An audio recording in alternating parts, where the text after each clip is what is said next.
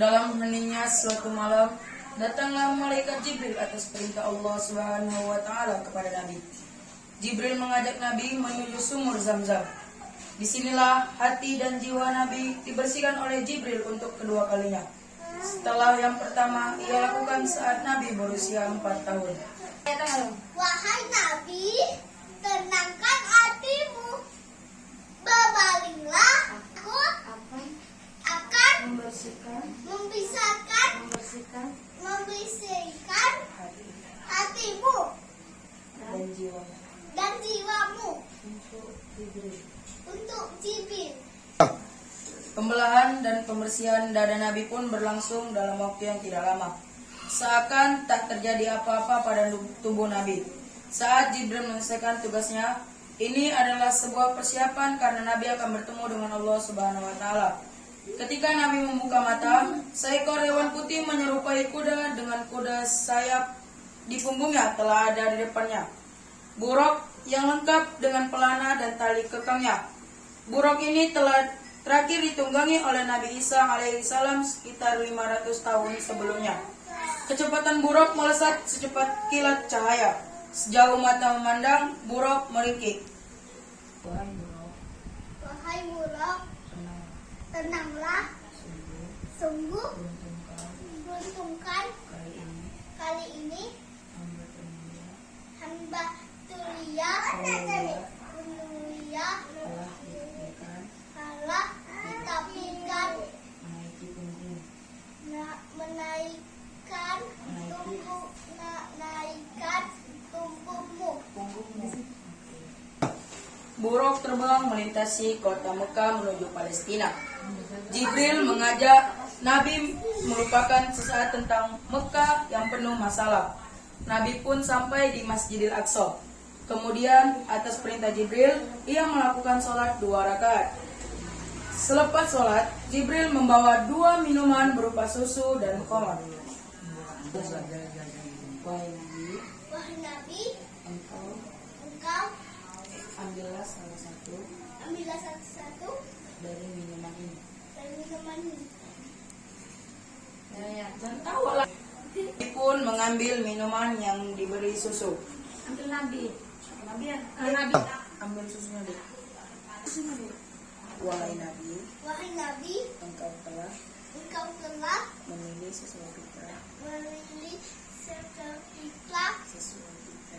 sesuai fitrah. Perjalanan berikutnya, Jibril mengajak Nabi naik ke langit ke-7. Peristiwa inilah yang disebut Mi'raj.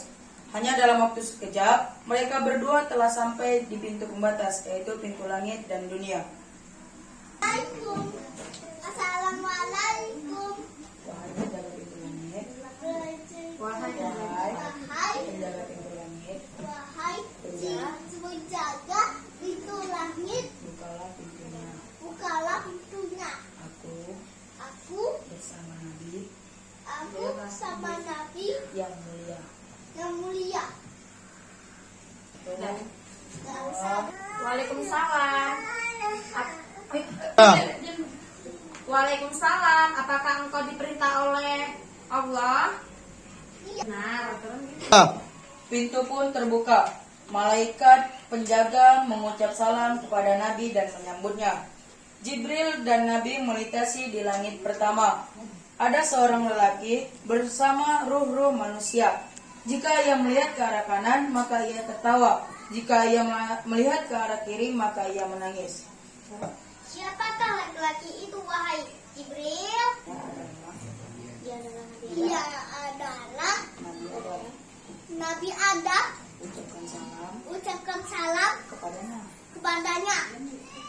Nabi pun mengucapkan salam dan disambut oleh Adam. Assalamualaikum Nabi Adam. Waalaikumsalam Nabi yang mulia. Ini deh sini. Oh, di saya. Ada di sebelah kanan mereka adalah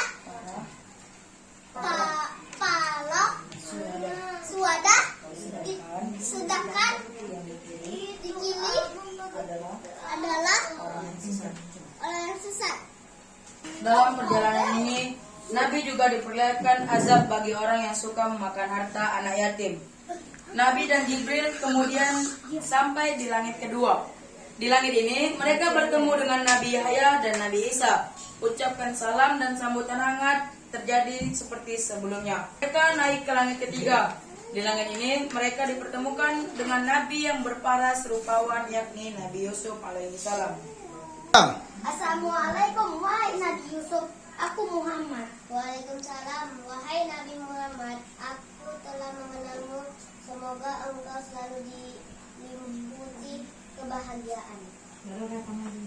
Di langit berikutnya, Nabi dan Jibril bertemu dengan Nabi Idris. Sama seperti Nabi yang lain, Nabi Idris pun telah menerima kabar tentang Nabi Muhammad SAW. Ia menyambut hangat dan mendoakan kebaikan untuk Nabi. Oke. Wahai saudaraku yang soleh, semoga engkau dilimpahkan kekuatan dalam berdakwah kepada umatmu. Amin. Terima kasih Nabi Idris. Mereka pun melanjutkan perjalanan menuju langit kelima. Di sana mereka bertemu dengan Nabi Harun. Nabi menyapa Nabi Harun dan ia menyambut Nabi Muhammad SAW dengan hangat. Kemudian Nabi dan Jibril ke langit ke-6. Di langit ini Nabi dipertemukan oleh Nabi Musa alaihissalam. Nabi Musa telah mengakui kenabian Nabi Muhammad. Tetapi kemudian Nabi Musa menangis. Nabi Musa, Apa Nabi Musa? Apa yang terjadi? Aku menangis karena ternyata ada nabi yang diutus setelahku dan jumlah umatnya lebih banyak masuk surga ketimbang umatku. Perjalanan berlanjut ke langit ketujuh. Di langit ketujuh, inilah Nabi bertemu dengan bapak para nabi, yaitu Nabi Ibrahim alaihissalam. wahai cucuku yang soleh, selamat datang, sampaikan salam kepada umatmu, bahwa surga itu nyata adanya. Karenanya subur dan segala makanan tersedia untuk mata dan lidah mereka. Semua yang mereka inginkan tersedia di surga. Di langit ketujuh, ini pula Nabi Muhammad diperlihatkan surga dengan keindahan dan kenikmatannya yang tidak bisa digambarkan dengan rangkaian kosakata. Nabi merasa takjub dan tiada berhenti bertasbih memuji kebesaran Allah Subhanahu wa taala. Perjalanan terus berlanjut dan tibalah saatnya Nabi sampai di Sidratul Muntaha, sebuah pohon bidadari yang menjadi pembatas langit di mana tidak ada makhluk dunia lagi yang bisa menembus langit berikutnya. Di sanalah Nabi melihat wujud asli malaikat Jibril sebagai malaikat dengan ratusan ribu sayap berwarna putih dan bercahaya. Besarnya sebesar langit dan bumi, tingginya tak terkira, putih dan bercahaya. Hai Nabi, sebentar lagi akan ketemu Allah SWT.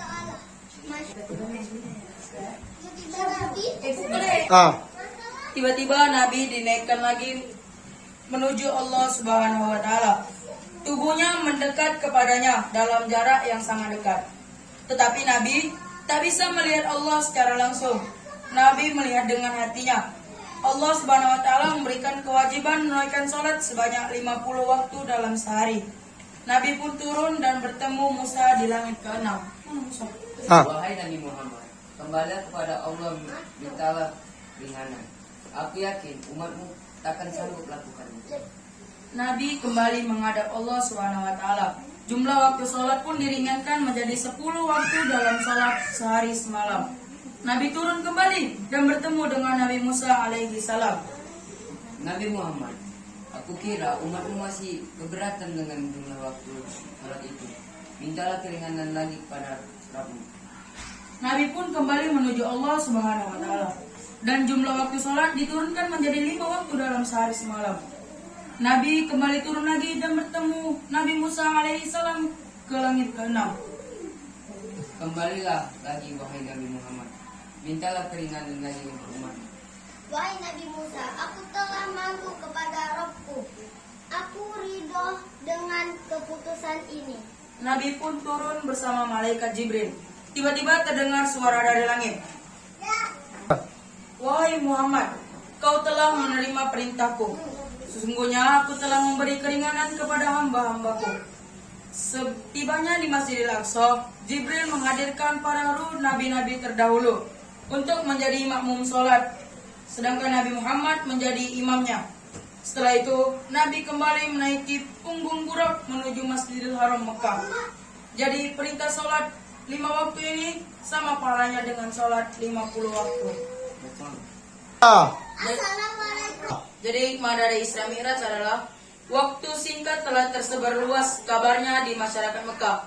Mengenai peristiwa itu, kaum kafir Quraisy makin membenci serta mengejek dan mencemooh Nabi Muhammad SAW. Abu Jahal menantang kepada Nabi Muhammad untuk menceritakan peristiwa itu kepada masyarakat Mekah. Setelah masyarakat Mekah berkumpul, maka Nabi Muhammad menceritakan peristiwa itu dengan rinci dan tiada yang terlewati. Mendengar cerita Nabi Muhammad, bagi umat Islam yang masih lemah imannya, banyak yang murtad dan menjadi bahan ejekan itu. Sebab mereka telah yakin tentang kebenaran Nabi Muhammad SAW. Di cerita lain dari peristiwa ini terhadap apa yang dilakukan Abu Bakar, ia mempunyai sikap yang berbeda dengan yang lain. Setelah ia datang, orang-orang yang masih ragu dengan peristiwa Isra Mi'raj, Abu Bakar mendatangi Rasulullah dan meminta penjelasan langsung. Setelah mendengar sendiri dari Rasulullah, Abu Bakar As-Siddiq langsung menerimanya. Oleh sebab itu, Nabi Muhammad memanggilnya dengan sebutan As-Siddiq. Dari penjelasan tersebut dapat diambil hikmahnya bahwa peristiwa Isra Mi'raj hendaknya menambah dan mempertebal keimanan dan ketakwaan kita kepada Allah dengan menjalankan perintahnya, yaitu sholat 5 waktu. Sekian dan terima kasih. Wassalamualaikum